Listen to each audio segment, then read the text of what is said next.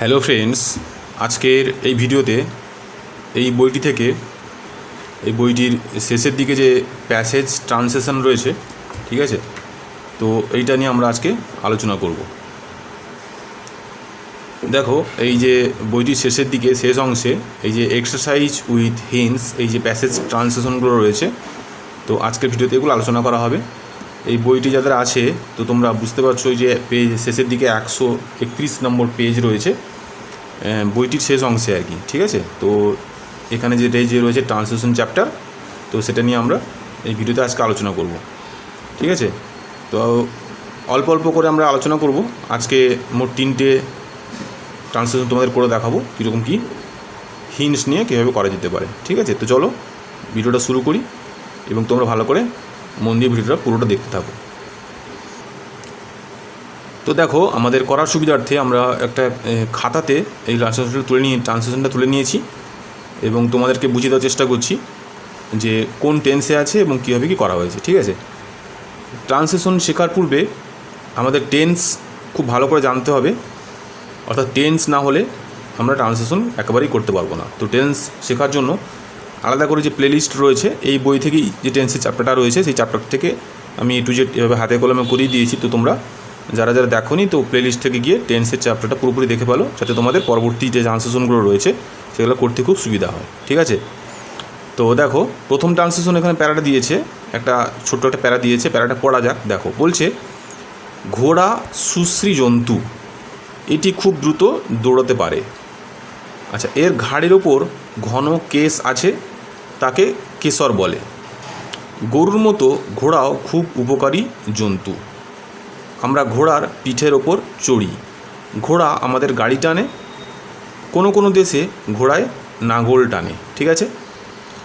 তো এটা তোমাদের যারা যারা পারো না তাদের কাছে খুব কঠিন মনে হচ্ছে, তো ভিডিওটা দেখো, তোমরা খুব সহজেই এইটাকে আবার খাতা তুলে নিয়ে নিজের মতন করে করতে পারবে, ঠিক আছে। প্রথমে দেখতে হয় আমাদের যে এটা কোন টেন্সে রয়েছে। দেখো, ট্রান্সলেশনটা পড়ে বুঝতে পারছি আমরা যে পুরোপুরি একটা সাধারণ মানে প্রেজেন্ট টেন্সেই রয়েছে, কোনো পাস্ট টেন্স মানে অতীতকাল কিংবা ফিউচার টেন্সে এরকমভাবে নেই যে ঘোড়া একটি সুশ্রীজন্তু ছিল, এটি খুব দৌড়াতে পারতো, এরকম তো নেই। সুতরাং সিম্পল একটা দেওয়া আছে, সুতরাং সব কিছুই আমরা প্রেজেন্ট টেন্সেই এটা করব, ঠিক আছে। ট্রান্সলেশন করার 3টে ধাপ রয়েছে, subject plus verb plus object. প্রথমে সাবজেক্ট বসবে, তারপরে ভার্ব, তারপরে অবজেক্ট বসবে, ঠিক আছে। তো চলো সেভাবে করি। তাহলে প্রথমে বলছে যে ঘোড়া সুশ্রী জন্তু, তাহলে ঘোড়া ইংরেজি হচ্ছে horse is a fine animal. তাহলে ঘোড়া হয় একটি, ফাইন মানে সুশ্রী, অ্যানিম্যাল মানে জন্তু, তাহলে ঘোড়া horse is a fine animal, ঠিক আছে। বুঝতে পারলে কী করে হলো, ইজটা দেওয়া হয়েছে ভার্বের প্রেজেন্ট ফর্ম বোঝানোর জন্য, ঠিক আছে। আচ্ছা, এটি খুব দ্রুত দৌড়াতে পারে, তাহলে ইট ক্যান রান, ক্যান মানে পারে, ঠিক আছে। রান মানে দৌড়ানো, ভেরি ফাস্ট মানে খুব দ্রুত, তাহলে it can run very fast, ঠিক আছে। তারপরে দেখো, এর ঘাড়ের উপর ঘন কেশ আছে। আচ্ছা, কেশ মানে কিন্তু হেয়ার মানে চুল যেটাকে বলা হয়, ঠিক আছে। তা দেখো, it has a thick hair, thick মানে হচ্ছে ঘন, ঠিক আছে, বা পুরু। Hair on its neck, neck মানে হচ্ছে ঘাড়, হ্যাঁ। ইটসটাকে এখানে কিন্তু ওই যে ঘোড়াটাকেই রেকমেন্ড করা হচ্ছে বা তাকেই বোঝানো হচ্ছে, তাহলে it has a thick hair on its neck, ঠিক আছে। তারপরে দেখো, তাকে কেশর বলে, তাহলে তাকে কেশর বলে, তাহলে it is called saffron, saffron মানে হচ্ছে কেশর, ঠিক আছে। তাহলে ইট ইজ কল্ড স্যাফরন, বুঝতে পারলে। তারপরে দেখো, গরুর মতো ঘোড়াও খুব উপকারী।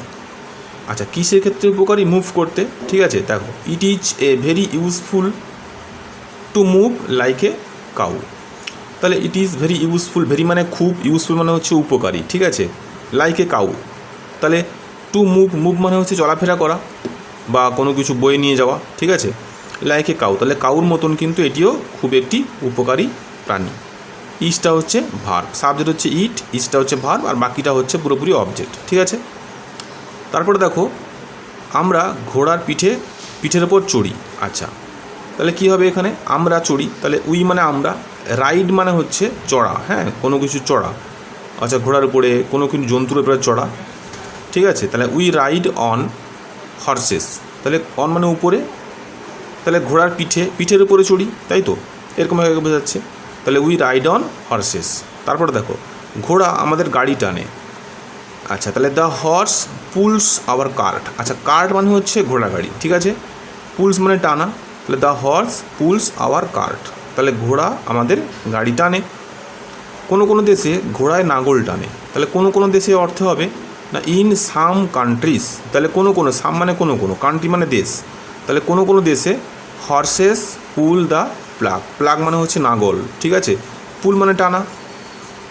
এবারে দেখো এখানে পুলস করা হয়েছে, এখানে পুল করা হয়েছে, কারণ হচ্ছে এটা এখানে পুলস করা হয়েছে কারণ এখানে একটা ঘোড়াকে বুঝিয়েছে। প্রেজেন্ট টেন্সের নিয়ম অনুযায়ী সাবজেক্ট যদি একজনকে বোঝায় তাহলে কিন্তু ভার্বের পরে একটা এস কিংবা ইএস যোগ হয়ে যায়, যেহেতু এটা ভার্ব।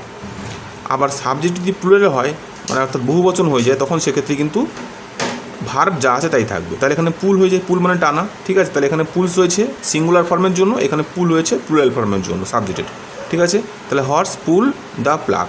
আশা করি বুঝতে পারলে, খুব সহজেই এই ট্রান্সলেশনটা আমরা করে ফেললাম। নেক্সট ট্রান্সলেশন যেটা দেখো সেটা হচ্ছে এভাবে করা হয়েছে, সদা সত্যি কথা বলবে, সত্যবাদী বালককে সকলে ভালোবাসে, মিথ্যে কথা বলা বড় দোষ, মিথ্যেবাদীকে কেউ বিশ্বাস করে না, সকলেই তাকে ঘৃণা করে, পরিহাস ছলেও মিথ্যে কথা বলো না, বলা উচিত নয়, তুমি কখনো মিথ্যে কথা বলো না, ঠিক আছে। তো দেখো এটাও পড়ে মনে বুঝতে পারছি একদম সিম্পল প্রেজেন্ট টেন্সেই রয়েছে। তো আমরা ভেঙে ভেঙে একটা একটা করে প্রেজেন্ট টেন্সে ট্রান্সলেশন করব, ঠিক আছে। চলো, তাহলে বলা হচ্ছে যে সদা সত্য কথা বলবে, তাহলে অলওয়েজ মানে সবসময়, সদা মানে সবসময়, ঠিক আছে। স্পিক দ্য ট্রুথ, স্পিক মানে কথা বলাকে বলা হয় স্পিক, তাহলে always speak the truth, truth মানে সত্য কথা, ঠিক আছে। তাহলে অলওয়েজ স্পিক দ্য ট্রুথ, সদা সত্য কথা বলবে। Everyone loves an honest boy, তাহলে সবসময় সত্যবাদী যে ছেলে, সত্যবাদীকে বালককে সকলে ভালোবাসে, তাহলে সকলে, এভরিওয়ান মানে সকলে, লাভস মানে ভালোবাসা, an honest boy, honest boy মানে হচ্ছে সত্যবাদী বালক, ঠিক আছে। তাহলে সত্যবাদী বালককে সকলেই ভালোবাসে। তারপর দেখো lying is a big sin, তাহলে লাইং মানে হচ্ছে মিথ্যা কথা বলা, ইজ এ বিগ সিন মানে হচ্ছে বড় দোষ, সিন মানে এখানে দোষ অর্থে, সিন মানে অ্যাকচুয়ালি সিন মানে পাপ, কিন্তু এখানে পাপ অর্থে মানে দোষ অর্থে এখানে সেটাকে বোঝানো হচ্ছে, ঠিক আছে। তাহলে lying is a big sin, তাহলে মিথ্যা কথা বলা বড় দোষ।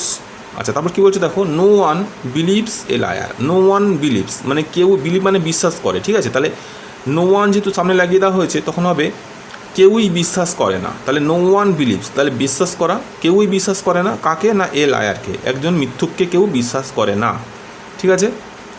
তারপরে দেখো এভরিওয়ান হেটস হিম, এভরিওয়ান মানে সকলে, হেটস মানে ঘৃণা করে, তাহলে এভরিওয়ান হেটস হিম, তাহলে সকলেই তাকে ঘৃণা করে, ঠিক আছে। তারপর দেখো don't lie even if it's funny, তাহলে ফানি মানে মজার ছলে বা পরিহাস ছলে, তাহলে ডোন্ট লাই মানে ডু নট লাই মানে মিথ্যা কথা বলো না, তাহলে মিথ্যা কথা বলো না, ইভেন এমনকি ইফ ইট ইজ ফানি, যদি সেটা পরিহাস ছলে বা হাসির ছলেও হয় বা মজার ছলে হয়, তা সত্ত্বেও তুমি মিথ্যা কথা বলো না, ইউ নেভার লাই, ঠিক আছে, তুমি কখনোই মিথ্যা কথা বলো না। তাহলে কি হলো এটা, ডোন্ট লাই ইভেন ইটস মানে পরিহাস ছলে মিথ্যা কথা বলা উচিত নয়, ঠিক আছে। আর তুমি কখনো মিথ্যা কথা বলো না, ইউ নেভার লাই, তুমি কখনো মিথ্যা কথা বলো না, ঠিক আছে। আশা করি বুঝতে পারলে, এটা একটা প্রেজেন্ট টেন্সে রয়েছে, সমস্ত প্রেজেন্ট টেন্সের নিয়মগুলো তোমাদের বুঝিয়ে দিলাম, আশা করি বুঝতে পারছো। নেক্সট এবারে দেখো আরও একটা সেন্টেন্স প্যারাগ্রাফ রয়েছে, এটা কোন টেন্সে রয়েছে বাংলাটা পড়েই বোঝার চেষ্টা করি। প্রথমেই বলছে রাহুল নামে এক ছেলে ছিল, দেখো ছিল বলে দিয়েছে প্রথমে, তাহলে ছিল মানে কি বর্তমানে সে আর নেই, তার মানে ছিল মানে আগে ছিল অর্থাৎ অতীতকালে ছিল, তাহলে তার মানে এখানে বুঝতে পারলাম যে সেন্টেন্সটা কিন্তু পাস্ট টেন্সেই রয়েছে। তার বয়স 10 বছর, তাহলে 10 বছর ছিল, এটাও একটা ছিল অর্থে হবে। সে প্রতিদিন স্কুলে যেত, দেখো যেত, সে মন দিয়ে লেখাপড়া শিখতো, দেখো শিখতো আছে এখানে, সে কখনো কারোর সঙ্গে ঝগড়া বা মারামারি করতো না, এই জন্য সকলেই তাকে ভালোবাসতো, দেখো সব ত দেওয়া আছে, ল দেওয়া আছে, অর্থাৎ আমরা এটা পড়ে বুঝতে পারছি যে রাহুল নামে যে ছেলে ছিল তার সম্পর্কে এখানে বলা হচ্ছে, তার মানে এটা পুরোটাই হচ্ছে পাস্ট টেন্সে রয়েছে। তার মানে এখানে ট্রান্সলেশন করতে গিয়ে সাবজেক্টের পরে যে ভার্বটা বসবে সেই ভার্বটা কিন্তু অবশ্যই আমাদের পাস্ট টেন্সে বসাতে হবে, ঠিক আছে। তো দেখা যাক কীভাবে করা হয়েছে। তাহলে রাহুল নামে একজন ছেলে ছিল, তাহলে দেয়ার ওয়াজ এ বয় নেমড রাহুল, ঠিক আছে, আশা করি বুঝতে পারছো। অর্থাৎ এই সেন্টেন্সটা কিন্তু খুব সহজে আমরা সাবজেক্ট খুঁজে পাচ্ছি না, কোনটা সাবজেক্ট হতে পারে। তাহলে যেক্ষেত্রে আমাদের সাবজেক্ট খুঁজে পাবো না, সেক্ষেত্রে কিন্তু আমাদের দেয়ার দিয়ে বাক্য শুরু করতে হবে। তাহলে দেয়ার ওয়াজ এ বয়, তাহলে একটি ছেলে ছিল নেমড রাহুল, রাহুল নামে, আশা করি বুঝতে পারছো। তার বয়স 10 বছর, তাহলে হি ওয়াজ 10 ইয়ার্স ওল্ড। দেখো এখানে ওয়াজ করে দেওয়া হয়েছে, এখানে নেমড করে দেওয়া হয়েছে, নেমটা হচ্ছে তার নাম, এটা ভার্ব অর্থে ব্যবহার করা হয়েছে, ইডি যোগ হয়ে গেছে। তাহলে হি ওয়াজ 10 ইয়ার্স ওল্ড, এখানে দেখো ভার্বটা হচ্ছে ওয়াজ করা হয়েছে, সাবজেক্ট হচ্ছে এটা, সাবজেক্ট হচ্ছে হি আর ওয়াজটা হচ্ছে ভার্ব, বাকিটা হচ্ছে অবজেক্ট। তাহলে হি ওয়াজ 10 ইয়ার্স ওল্ড, ওয়াজটা পাস্ট টেন্সে রয়েছে। তারপরে দেখো, আচ্ছা, সে প্রতিদিন স্কুলে যেত, তাহলে he use to go to the school everyday. তাহলে হি ইউজ টু কেন করা হলো? ইউজ টু করা হলো কারণ হচ্ছে এটাই যে অতীতকালে যদি কোনো নিয়মিত অভ্যাস বোঝায় তখন সেক্ষেত্রে আমাদের ইউজ টু ব্যবহার করা হয়, ঠিক আছে।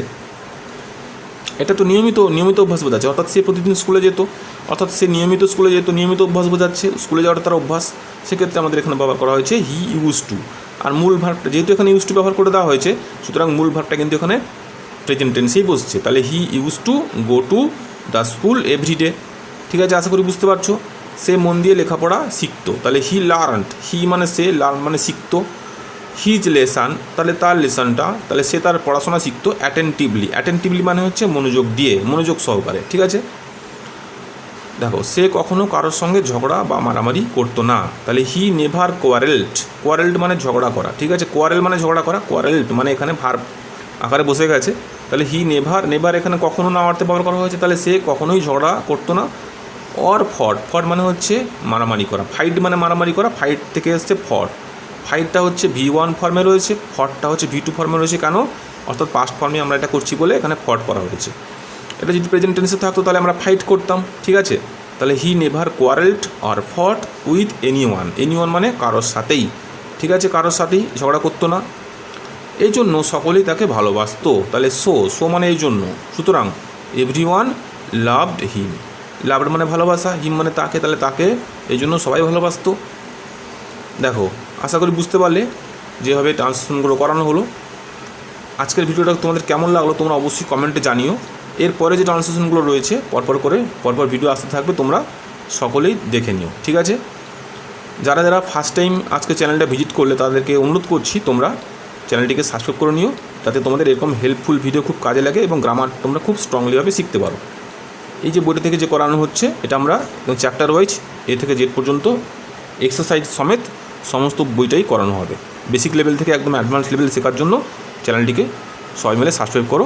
আর যারা সাবস্ক্রাইব করেছো এবং দেখছো নিয়মিতভাবে তাদেরকে অনেক ধন্যবাদ। আর তোমাদের কাছে একটা অনুরোধ করছি, তোমরা কিন্তু ভিডিওগুলো দেখে অবশ্যই কমেন্টে জানিও তোমাদের কতটা কাজে লাগছে ভিডিওটা, ঠিক আছে। পরবর্তী ভিডিও নিয়ে তোমাদের সঙ্গে আবার খুব শীঘ্রই দেখা হচ্ছে। টাটা।